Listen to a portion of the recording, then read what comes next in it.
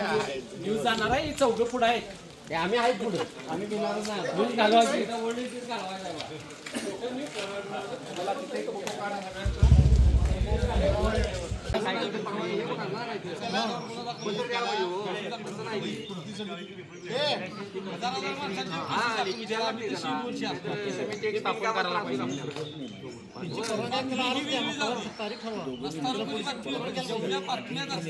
शिवाजी महाराज की जय जय भवानी जय शिवाजी जय भवानी जय शिवाजी छत्रपती शिवाजी महाराज की जय छत्रपती संभाजी महाराज की जय जय भवानी जय शिवाजी जय। केंद्र शासन किंवा राज्य शासनानं पन्हाळगडाचा जो वर्ल्ड हेरिटेजमध्ये ऐतिहासिक जागतिक वारसा स्थळामध्ये समाविष्ट करण्याचा जो निर्णय घेतलेला आहे किंवा त्याची जी कारवाई सुरू आहे त्यासाठी आम्ही पन्हाळ्याचे सर्व नागरिकांचं एकत्र येऊन मिटिंग घेतली आणि या गोष्टीला कडाडून आणि तीव्र विरोध करण्याचा आमचा निर्णय झालेला आहे।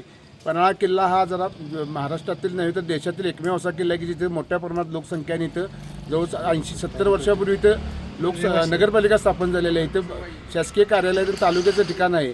इथं जवळ 3,500 इतकी लोकसंख्या आहे। पण हा किल्ला जर का जागतिक वारसा स्थळामध्ये समावेश केला तर अनेक निर्बंध लादले जातील व आम्हाला इथल्या लोकांना व नागरिकांना राहण्याचं मुश्किल व बाकीच्या शासकीय कार्यालयसुद्धा हलवले जातील।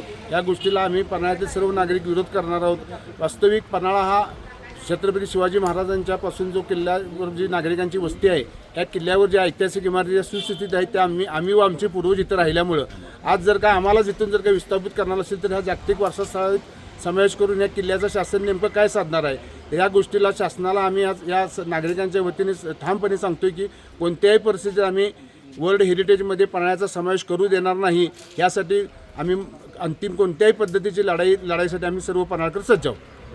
वर्ल्ड हेरिटेजमध्ये घेण्यासाठी एकूण जे 12 किल्ले आहेत त्यामध्ये पन्हाळा किल्ल्याचा समावेश केलेला आहे। पण बाकीचे जे 11 किल्ले आहेत त्या किल्ल्यावर मानवी वस्ती नाही आहे।